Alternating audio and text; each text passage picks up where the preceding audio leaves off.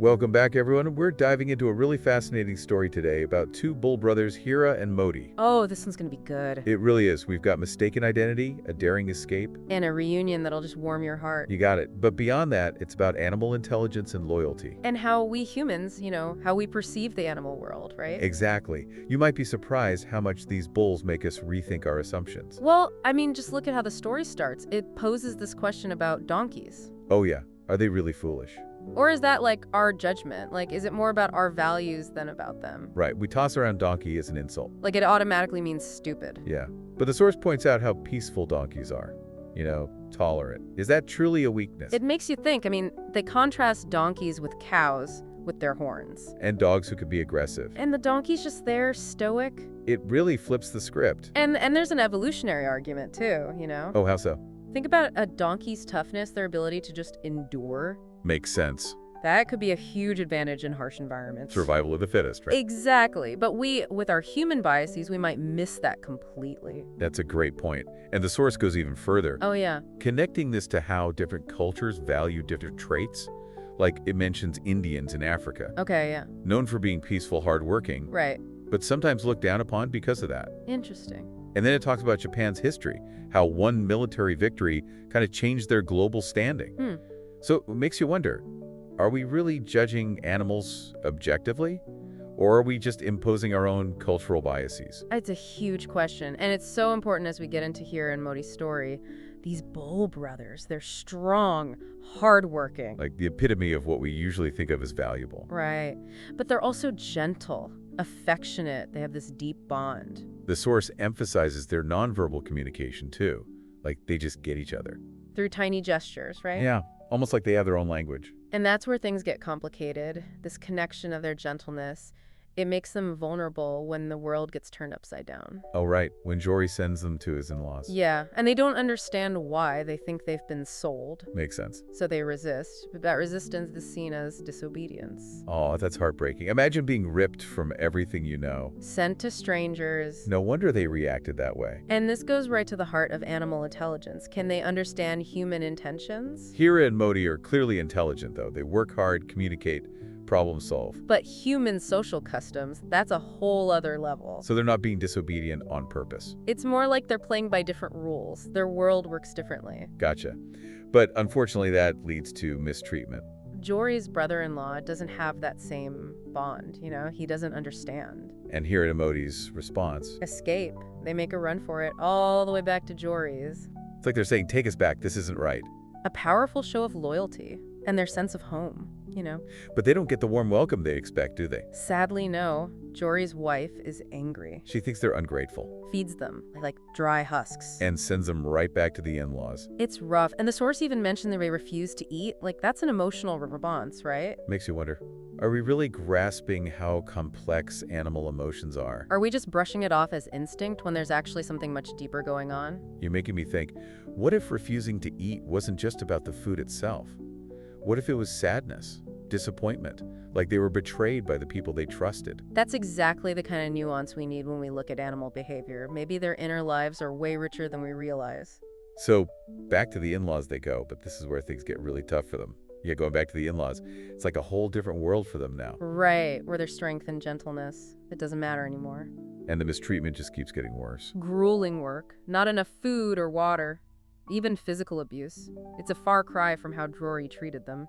It's awful. It makes you think, how much can an animal take before they just snap? Well, and the source mentions Moti trying to overturn the plow. Oh, right. He actually breaks the yoke. It's like this desperate attempt to fight back, Like he can't take it anymore. It's interesting, isn't it? Moti, he's always been the more assertive one. Yeah. And even he reaches his breaking point. They're known for being patient, but there's a limit. Absolutely.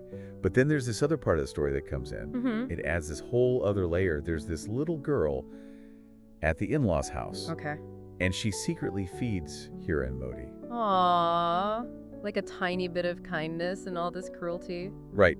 It shows that even in these awful situations, there are people who see the animals suffering. And they choose to help. It's powerful. It's like change can come from anywhere, But it also makes you think about empathy. Why do some people, like this little girl, feel it so strongly?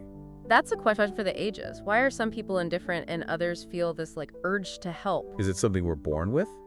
Or do we learn it? Philosophers, scientists, they've been debating that forever. But no matter where it comes from, it definitely shapes how we treat animals. For sure. And in this story, the little girl's empathy, it's what sets Heera and Moti free. She overhears them talking about putting nose rings on the bulls. To control them, right? Yeah. And she decides to let them go. Such a brave thing to do. Especially for a kid in a house where animals are basically just tools, it shows how powerful one person can be. But this escape, it comes at a price. They're on their own now. Facing a whole new set of problems. The source talks about their journey. They're wandering around, lost, hungry. Running into angry farmers. They even get into a fight with another bull. A raging one, too, from the sound of it. But they survive it all. It's remarkable. All their instincts kicking in just to get through each day. And that bond between them never breaks. It really is incredible. Their loyalty, like a constant through all this chaos. A source of strength. But then their luck runs out. They get captured. Oh, no. Taken to this cattle pound. Source describes it as just bleak. No hope. And they try to escape, right? Oh, yeah. Ramming the walls. Anything to get out. That kind of determination, even when things are so bad, it's inspiring. And then we see their loyalty again in this really powerful way. What happens? Heera gets caught trying to escape. The guard grabs him. Oh, man. Moti could have just run, saved himself. Right. But he doesn't. He stays with his brother. Risks his own freedom for their bond. Wow. That says everything, doesn't it? They're more than companions. They're family. And it's that loyalty that leads them back to Jory. It's like destiny has other plans for these two. Their journey's not over yet, even after all this. So we left Heera and Moti in that awful cattle pound. Things looks pretty bleak. It did, yeah. But we know they make it out somehow. And their loyalty, it's like it guides them back to where they're supposed to be. The source describes them being led to this auction, and there's this butcher. Oh, no. He's looking at them like, well, like if they just meet, all hope seems lost. You can feel the tension, right? Like, what's going to happen to them? Then, a moment of recognition, they're being led down this road, and it hits them. They're on the way back to Jory's. Wow. Imagine that, the feeling of we're almost home. And they just take off running, and they get this burst of energy, like they know where they're going. It's amazing. The source makes it so vivid, too.